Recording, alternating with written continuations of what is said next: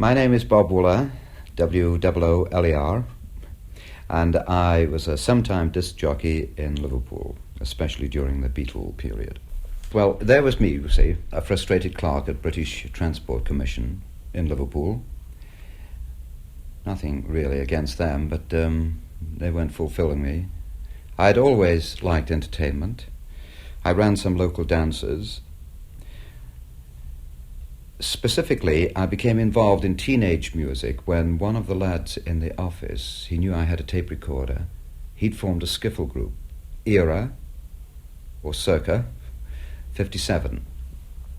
And he said, could I possibly tape them so they could hear how they sounded? And I went along with the tape to one of their rehearsals, and we did that very thing. And it was all Cumberland Gap and Lonnie Donegan music, you see, and Everly Brothers, Bye Bye Love. I fell in love with the Everly Brothers songs then. This is like a confessional in a way. So it's a bit mysterious because I liked all the rather sophisticated music of Lawrence Hart and Richard Rodgers and things like that, you see, and all those marvellous MGM musicals. Nevertheless, I did like the vitality of these kids, you see. Here they were, trying to assert themselves. And prior to the revolution of rock and roll music, you know, Blackboard Jungle and Bill Haley, the teenagers had never really had an outlet. So this was a bit of a revelation to me, and I suppose it was a compensation for the feelings I had, that I didn't have an outlet, you see. So they played their music. It was non-amplified, it was acoustic music and T-chest bass. They call themselves the King Strums, with accent on the strum. And they sang nasally, which is one of the inevitable things about the Liverpool voice.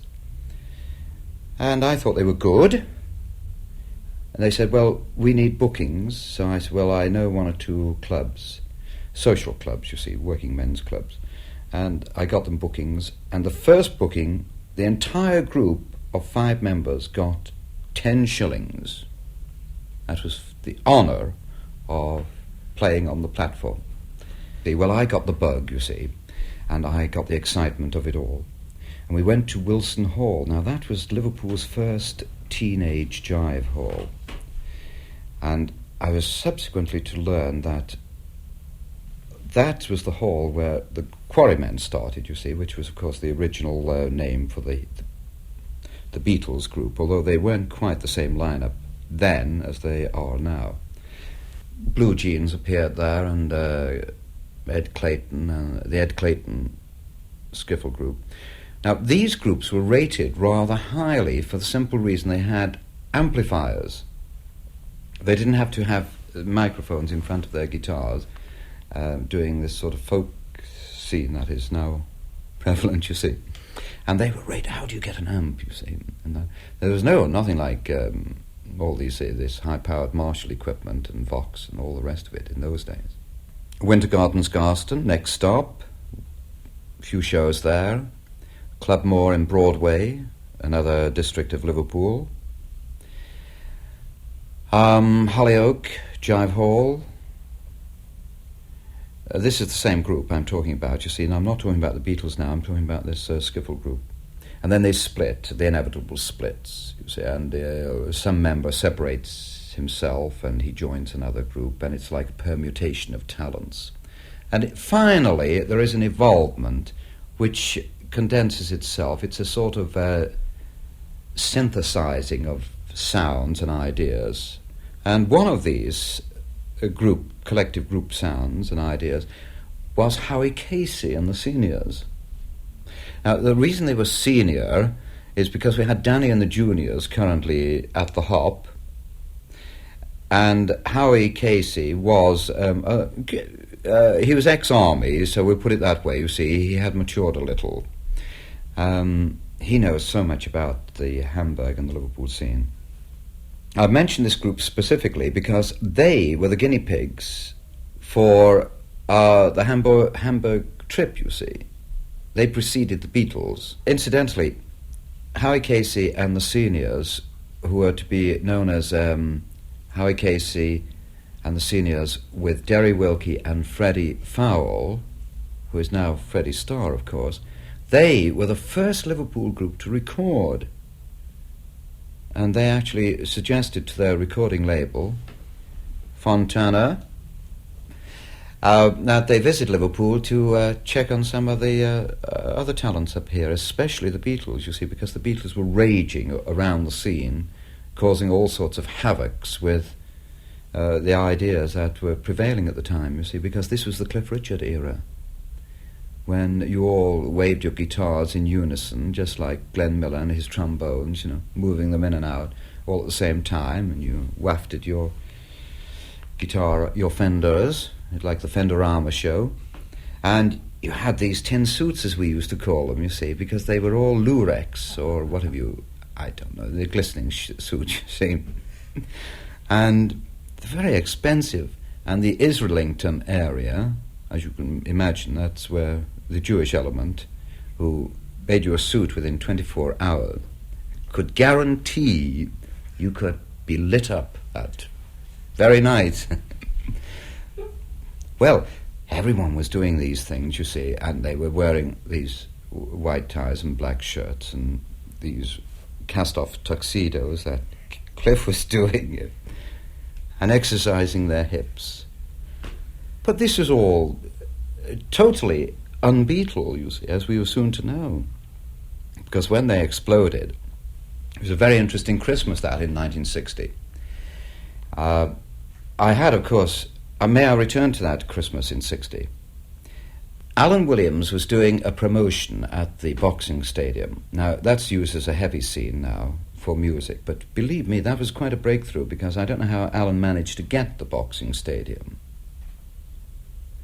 It was, you see, people who control that scene, they wanted to preserve its reputation. They put on a lot of big fights, you see, and the idea of putting on entertainment didn't appeal to them in the least. However, Alan conned them into it some way or other. He was very good at doing this, and I must admit it was a very exciting venue. The acoustics were absolutely lousy, but the atmosphere was good. And of course, he said, I'm going to one of the car firms, Blake's. They're good for windscreen wipers. And I'm going to get one of those turntables, and I'm going to put it on the ring, you see, so the group can revolve.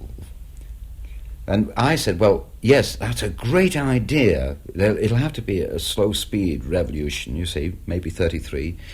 And he said, oh, don't worry, no problems and all that. But I said, what about the plug to the power point, you see?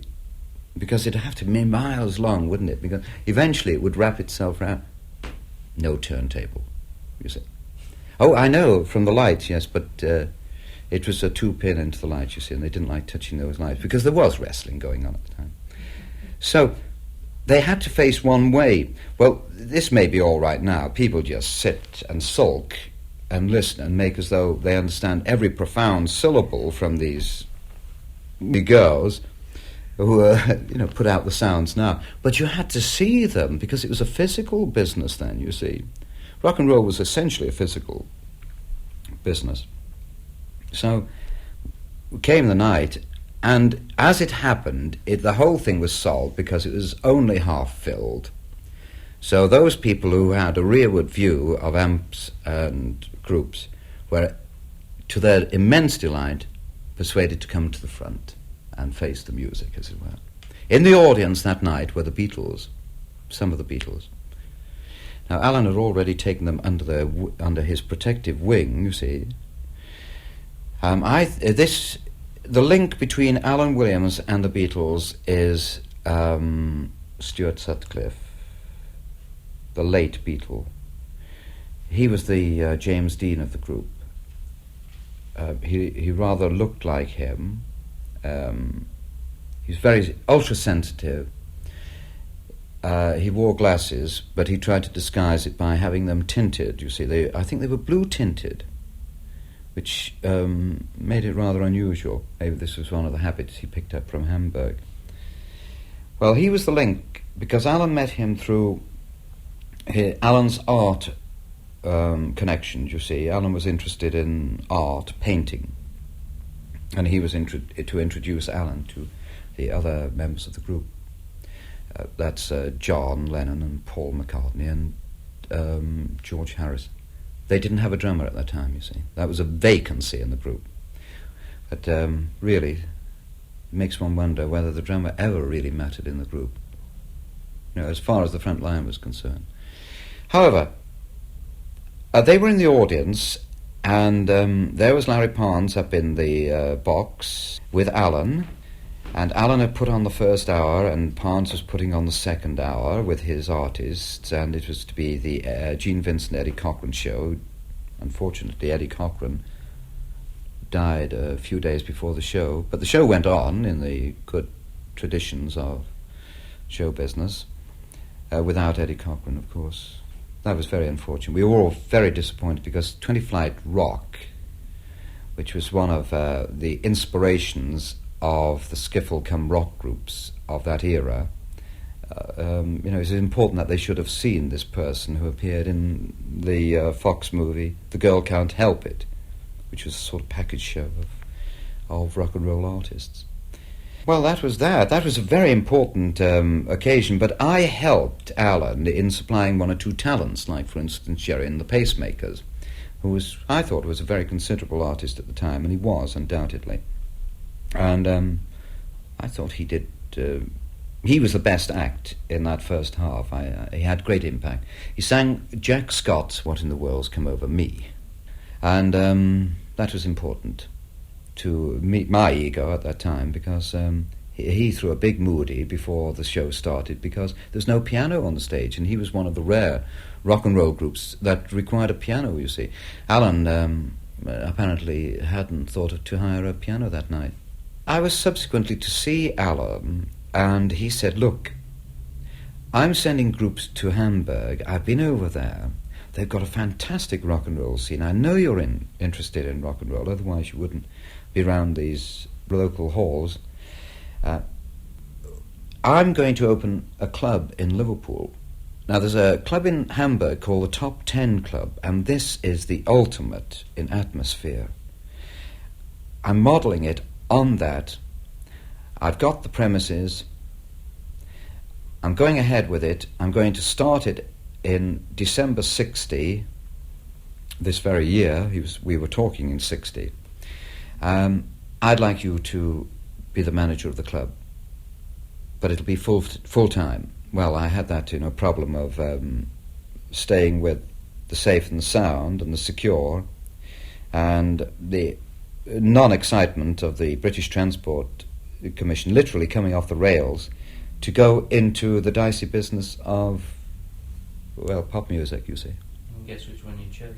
Well, I did, because I was getting more fulfillment from it, you see, not necessarily more money. Far from it. I wasn't, the money in those days was ridiculous. If you picked £1 a night up, in other words, you were literally doing it for kicks. And the groups, as I said, I cited an example about groups being paid a couple of quid for an entire group for their stints, you see. I went there. That was a very short-lived career at that Top 10 club.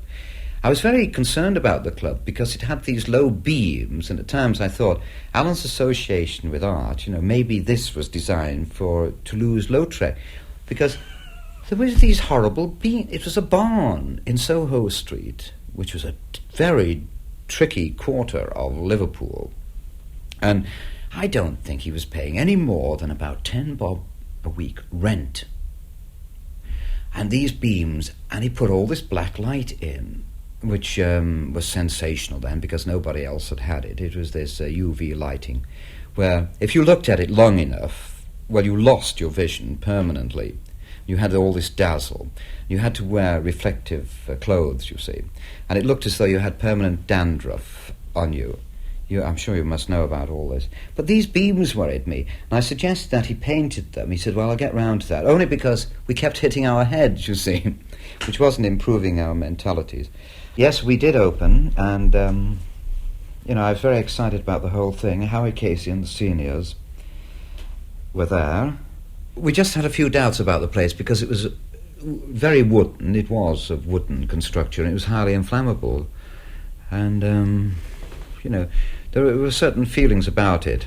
However, Alan reassured us this was going to be the scene, and I tried to reassure myself that this was a good move I'd made. It was a very irrevocable move. Well, I had burned my bridges, and someone was to burn my club on behalf of Alan. You know what I mean by that? Alan was absolutely destroyed that night, and he went into the Royal Infirmary in Liverpool with his ulcer attack. He had these ulcer attacks. And there's no question about it. It was very genuine because he can show you the scars where he underwent a very painful operation years later, you see. He used to get on the piano in the Blue Angel and sing Makushla. He was rather stoned at the time. And show his scars. Have yourself a merry little Christmas, Wooler. Because what's in store for you? Well, we were out of business, of course, and Alan didn't quite know what to do. He had also in hand the conversion of a social club called the Wyvern Social Club. Now, I'm going to mention very briefly, if I may here, that this Wyvern Social Club is important to the rock and roll history of Liverpool because it was the very club that he sort of hired the premises, or he already had them in hand for development, for Larry Parnes when he came up with Billy Fury to sort of audition local groups with a view to them backing some of his singers, you see. Well, the Beatles were to be hired by Parnes as a backing group for Johnny Gentle, and they went on a Scottish tour. Well, that was early in '60. So Alan said, well, look, Bob, we'll work something out, but I've got to go ahead with the Blue Angel project, because that's what I'm going to call the Wyvern Club. I've got these premises. You'll be all right, because you can work there. And don't you like the idea? It's very exciting. It's going to be the first sophisticated cabaret club in Liverpool, and we're going to have all these blow-ups of Marlene Dietrich. And every time you open the door, you'll hear falling in love again. Well, I was interested in survival at the moment, you see, money, that is. However, he kept me fed at the Jacaranda, which he operated as a coffee bar. You see, he'd had that for a long, long time with Beryl, his wife, and I think she kept a very watchful eye on it more than Alan. Now, lurking in the depths of the place was a cellar, and the walls had murals by Stuart Sutcliffe. I'm always sorry that they were all painted over. The whole place has been converted into really something that's a non-entity now. But they were very imaginative paintings. I was haunting the Jacaranda Club in Slater Street in Liverpool. Kona Coffee. Howie Casey was there because, after all, Howie and the seniors were out of work, and like me, I had no equipment in the place, but most of their gear was burnt in the conflagration, you see, and they didn't know what to do. And we haunted it, and we called it Kona Island, you see, because we lived on Kona Coffee. And then Alan said, the Beatles are coming back. Now, I have to say this of Alan. He was embarrassed by the return because he had never anticipated that they should return. Well, of course he hadn't, because they weren't returning per contract. They were being exported, as it were. They were being exiled, you see. He was embarrassed by this situation that he, as their agent manager, had sent them out there. And there was a slight misbehaviour on their part because they decided that perhaps a cinema would burn. And it was alleged that they set fire to a cinema in Hamburg. Well, I know you won't use this part. Apart from on Sunday, keep it on. Apart from on Sunday mornings when the dutiful Germans used to go to church, and they apparently had a view from their window and they would proudly, piss on them, you see. They would anoint them on the way to church. Apart from that slight misbehaviour, as far as I was concerned, the thought of burning down one of these German cinemas, unless they were showing these Fritz Lang films, was a very... out! So they went, two of them went, and they arrived dutifully at the outpost of the Lost, where they were fed, namely the Jacaranda. I was feeling very low about this, and I've been in touch with Brian Kelly, who was a North End promoter in Liverpool, and he had a string of dance halls, and he had engaged me as compère DJ, and they said, what about work, you see? We want some bookings. Now, Alan had passed them over to me, and I think his way of looking at it was this: well, look, Bob Wooler's got to survive. Let them survive collectively, you see, because it's true, Alan was involved. He will acknowledge all this anyway. He was terribly involved in this new project. And Brian Kelly had said, I need a group for the 27th of December, which was not Boxing Day, but the day after, because Christmas Day apparently fell on the Sunday, you see. So this was a Tuesday. Well, this was a good news day, Tuesday, for myself and for the Beatles, because they went on, and I'll say this for Brian Kelly, he had apparently hired them on an audition basis earlier that year when they were known as the Silver Beatles, but now, of course, they were the Beatles, which was a much better name.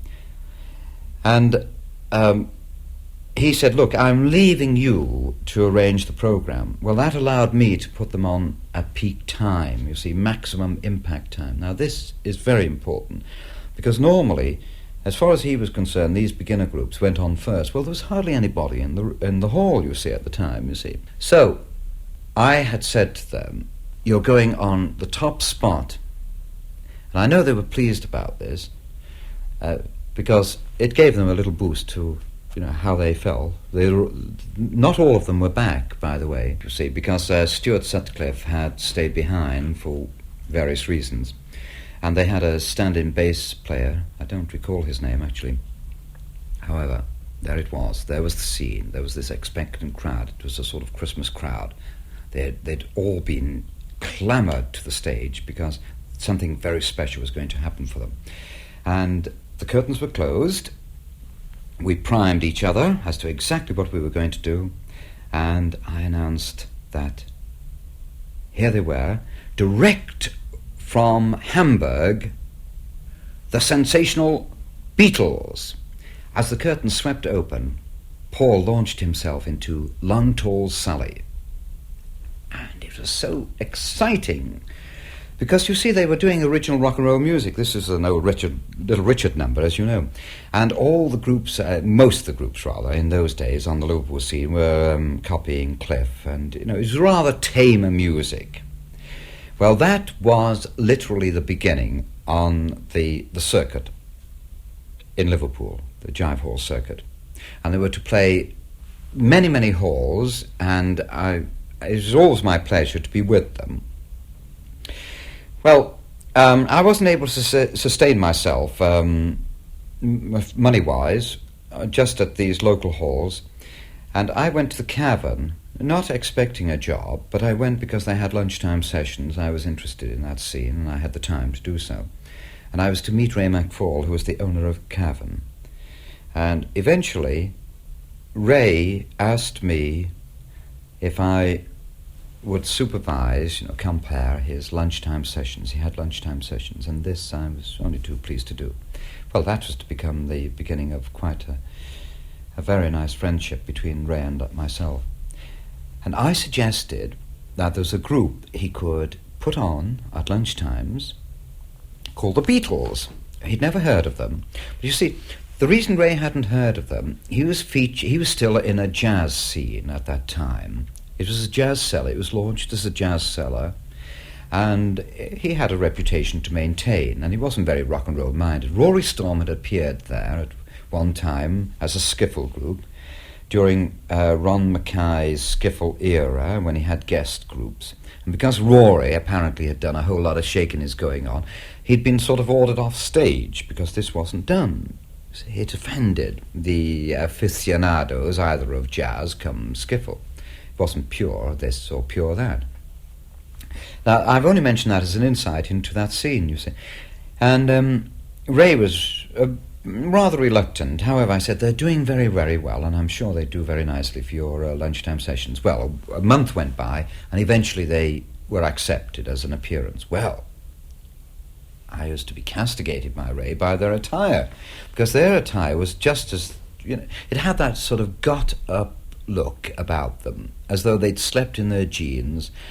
Long hair, they were long, but not like the current trend, you see. This was the beatnik era, remember? The beatnik era of jeans and scarves and sort of duffel coats. The CND era, you see.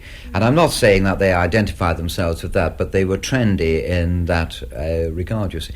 Well, Ray had a very strong feeling about admitting people in jeans, because jeans had been identified with the Teddy Boys and Trouble, and he didn't really approve of people going into the club with jeans on. And here were the Beatles playing on stage to his audience in jeans, and he developed a bit of a moody over that.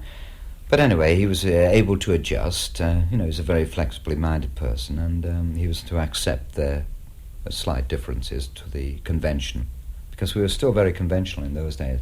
Well, from the lunchtime sessions, they were to play frequently during the evenings. They were then to go back to Hamburg. They were to return. Well, they spent rather a long time in Hamburg, and when they came back, they wanted more money. I didn't personally blame them, but I wasn't a promoter, and they wanted £15 for the group. Then they returned as a foursome, because Stuart had stayed behind, and we were all intrigued as to... They were 5 originally, you see. When Stuart eventually arrived, they were 5. He was allowed an occasional number, which was always a tearjerker, by the way. There was hardly any sound on stage, and he would sing this very slow Elvis number, Loving You. And he would bring the house down. He was not only like James Dean, he had that Kafka look, you see. And I think it was all because of Germany. The influence of Germany on this group was tremendous, really. Well, they were 5. They went back to Germany. He stayed behind, and they came back as 4. They return at a bad time of the year for the entertainment scene, the summer, late spring, summer, and bookings are very short. And they return also with a little problem, a financial problem, because they expect promoters to pay them £15 per night, per group. No, not per man. I stress that because, this may seem ridiculous, but when you consider that the average pay that a group got was in the region of £6, for the Beatles to expect 2 figures was really a cheek as far as the local promoters were concerned. Ray McFall said, "I will pay you £15. And from that moment on, he wasn't liked very, very much by the other promoters, because they felt that Ray had started... It's as though a union had moved in, you see. There was no union, no agents or anything. Everything was sort of free and easy. And it was a nice, tight scene, and it was a reasonably happy scene, and we had our kicks and we had our cash, and we survived. And we didn't really want these problems of money. However, Ray said, "I'll pay you." He didn't pay them £15 for the lunchtimes. There were 4 of them. He paid them 30 bob a man, so that meant £6 for a lunchtime session. Well, the lunchtimes did very well for him, and the evening sessions, and they appeared with many contrasting artists like jazz bands, you see, Kenny Ball and people like that. And Ray was quite happy about it. But playing the same venue all the time was a bit of a drag, you see. They liked to circulate. I was still working for Brian Kelly, and he was very, very reluctant to pay them £15. However, I managed to get him to hire them for a couple of bookings. Then, this was very significant, I felt, then the Beatles decided they needed a break. Now, this was about August of 61. Despite my little piece I did for them in Merseybeat, my first article, a phenomenon called the Beatles, they were not necessarily impressed by the money, you see, and they had to survive. Furthermore, they were getting bored. And John and Paul decided they would go to France on a hitchhiking trip, not necessarily musical. They wanted to go for a month, and I thought that this was disastrous because they would be away from the scene too long, and they would lose their fans because their fans, as always, were very sort of capricious. You see, they were, they moved from one group to another. And anyway, what about the other two members? You see, George Harrison and Pete Best. What about them? What do they do? Well, we argued a lot about this, and we argued in the back room of the Grapes pub to a large extent. And they said, well, we'll go away for a fortnight only, and they gave a definite undertaking to the Cavern that they would return. And they did return within a fortnight, and they started up again. But things weren't going very, very brilliantly, although business was better because it was now the autumn. Something had to be done for this group. They had so much. Alan Williams had launched his Blue Angel, and he was very, very much involved in developing it. I used to approach him, but he had a king-size moody about the Beatles because of commissions owed to him from them, from a subsequent booking, you see, in Hamburg. Well, I was trotting along to Entry Institute, as was my wont, on a Saturday night. That was my Saturday night scene, and the Beatles were booked there on this particular Saturday night, and I lived in the south end of Liverpool, and George Lee lived in Speke, and he was on the same bus that night. He said, I've got a copy of a record which Stuart has sent to us. Stuart Sutcliffe had sent this record to them. The singer was Tony Sheridan, who they knew very well in Hamburg, and they actually backed him. Of course, they were made up by this, because this was very important, because if you're on any record, that's important to you. You feel important, you see. I begged it off him, and I said, look, I want to play this wherever I go. Well, he knew I toured the circuit. And that was the copy that I plugged, mainly at the Cavern, but certainly at the other jive halls. Well, I used to urge people, look, buy this record. It's called My Bonnie. It's on Polydor, and it's by you Beatles. They don't actually sing on it, but they're there on it, you see. That kept them a bit jubilant, you see, but nothing was really happening for them. And we had a little confab. I was very concerned because I liked the group very much. They were fun to be with. They played their pranks. I suppose you could call this a prank. One afternoon when we finished the lunchtime session, we were feeling rather low, and we decided to go for a few drinks, you see, and we went to the Black Rose Club, which was a rather seedy place in South Castle Street in Liverpool. And I went over and got the drinks, and I found, when I got back, I found 2 little pills floating in my drink. Well, they turned out to be Prelunine tablets, you see, which apparently is a slimming aid, you see. They tried little pranks like this on me and themselves. I only mention this, not necessarily for use here, but what I'm saying is they were good fun, you see, but they were definitely going to collapse as an entity unless something happened for them. And I suggested that I write to Jack Good. Now, they admired Jack Good because he'd done a lot in Oh Boy, and he brought people like Vince Taylor over, you see. These real out-and-out rock and rollers, and Gene Vincent.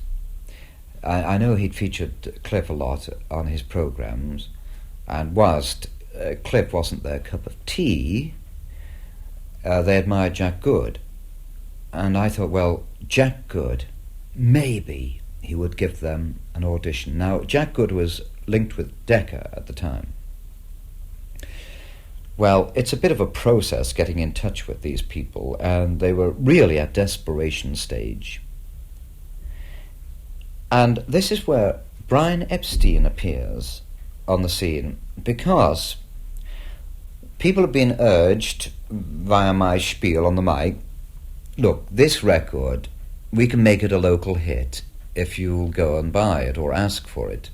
And Raymond Jones was one of these anonymous figures on the scene who was obviously a Beatle idolizer.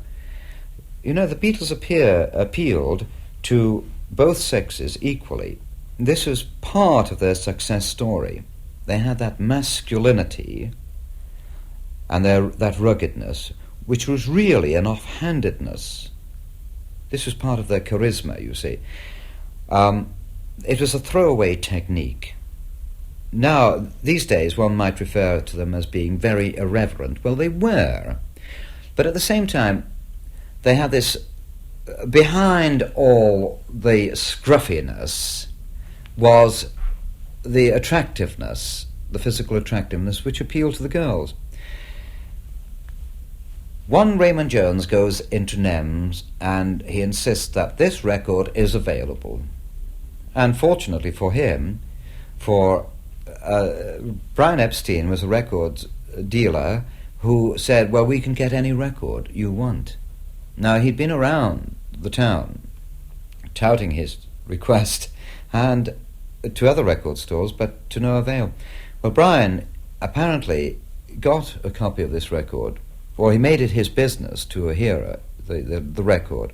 And he thought, well, if this is in demand, this is not a bad business deal to sell this record. But at the same time, he was intrigued as to what lay behind the story of this record, you see.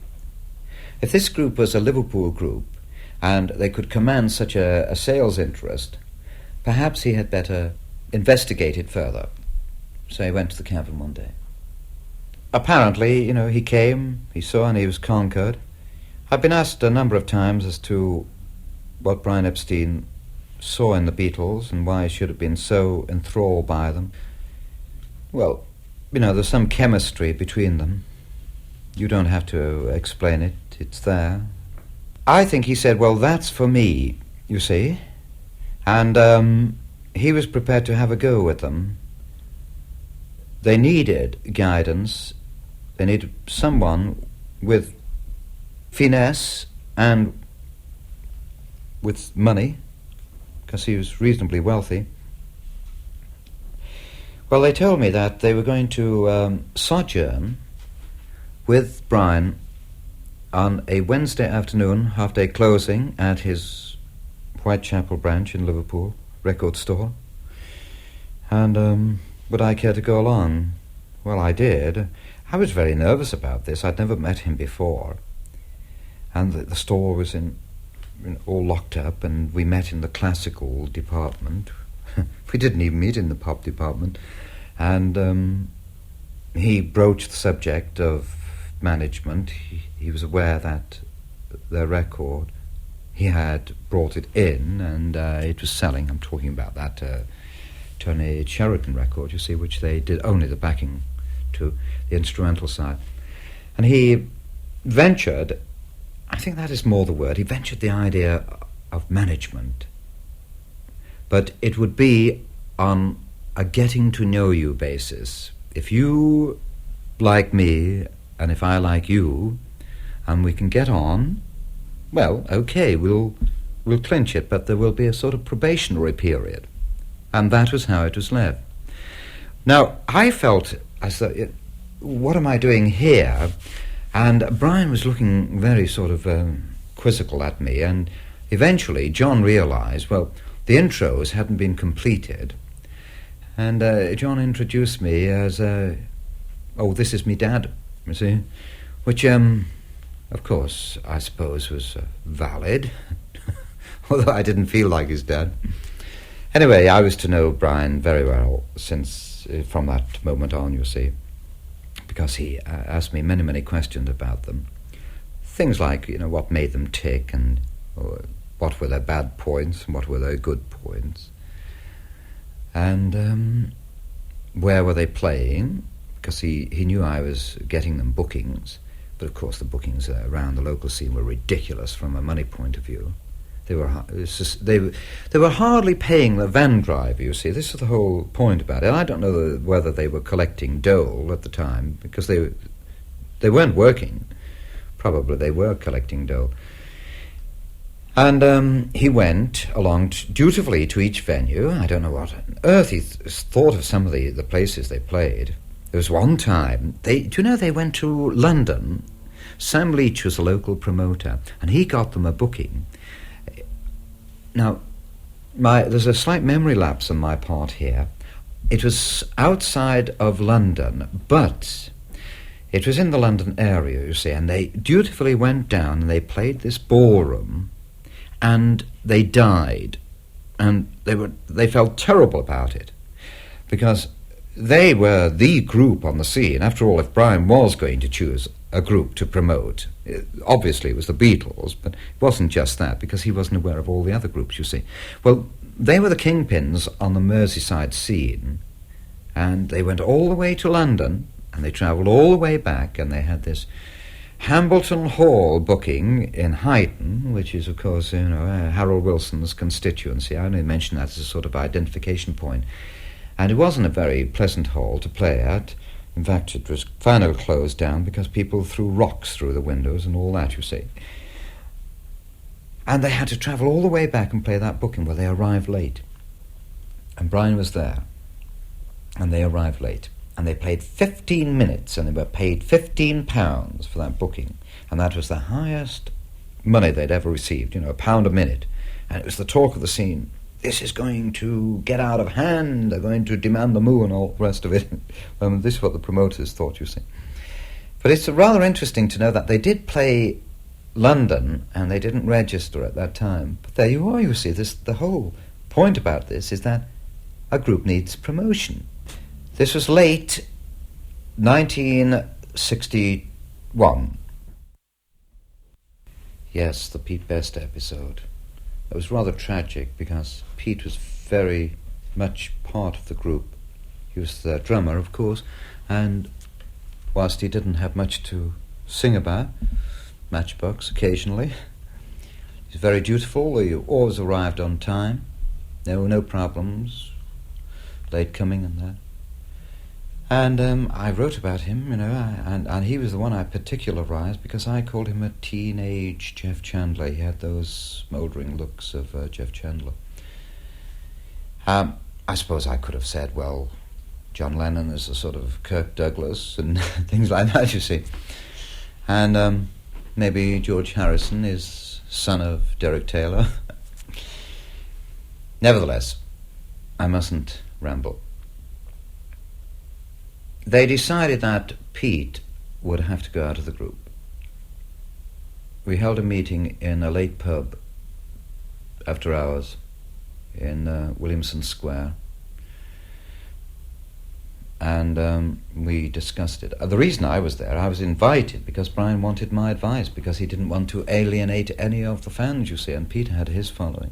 You see, and it was a very crucial period because they'd been to London and they'd done these tapes, but apparently Pete's drumming ability was not in favour with the recording studio. More about this from George Martin. And, you know, it was the brink of the launching of their first record. Well, Brian had put a lot into this. You know, he tramped around Tin Pan Alley, as it was called in those days, Teen Pan Alley now. He got hardly anywhere, and but for Dick James giving him a few intros, back door, he would never have got anywhere. As you know, certain major labels said no to them. Not only one, but others. Now, was all this to be in vain? Was this to be sacrificed because the drummer apparently was out of favour?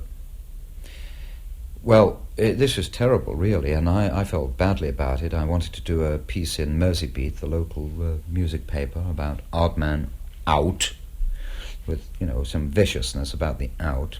Brian didn't like this at all. And the Beatles, apparently, not all of them were present that night, but they said, Pete must go. And it was decided amongst them that his logical successor would be Ringo Starr. Now, Ringo Starr was known as Ringo Starr because he sported rings on his fingers and he played for Rory Storm and the Hurricanes. Well, look, if you play with a group like Rory Storm and the Hurricanes, you have to have a flamboyant name like Ringo Starr, don't you? Well, there was Ringo ensconced in Butlins holiday camp with Rory. Telegram should be sent off to suggest that Ringo proceed forthwith to Liverpool, important engagement with Beatles. We felt lousy about it. Actually, I'm sure the Beatles did at the time. I know Brian did. You see, Brian didn't have the final say about these manipulations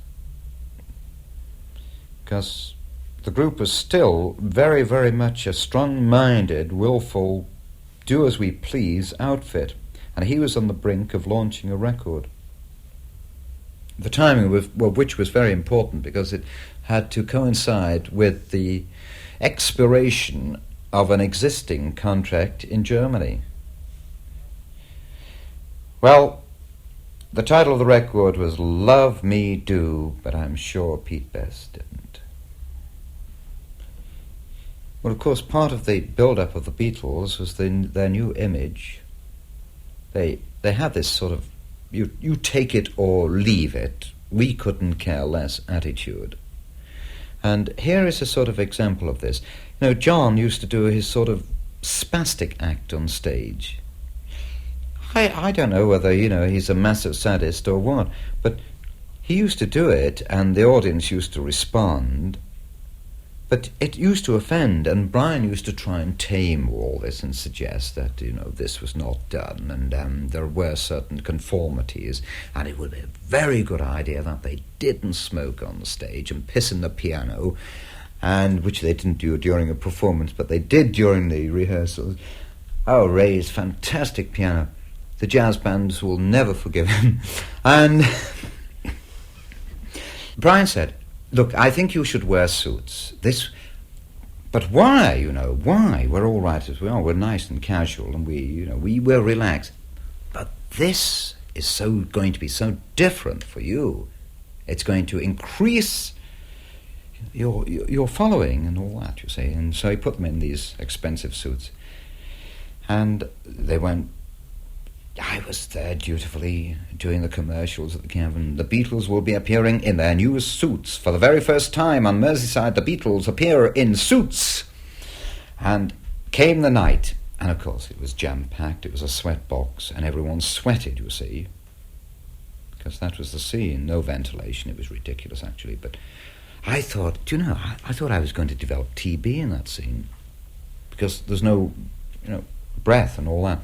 And they went on stage and they sweated and all their suits began to rot, as it were, come apart at the seams, and they were furious because they'd left all sweat marks, you see, all the salt in the system, you see.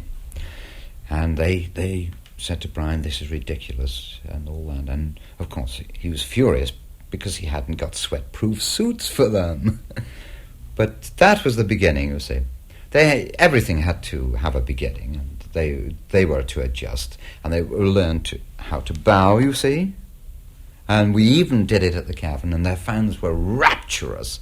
I must tell you, some of the things the fans used to do, the thing was, I used to say, now look, there's a very special prize for somebody who comes out with the most different Beatle request.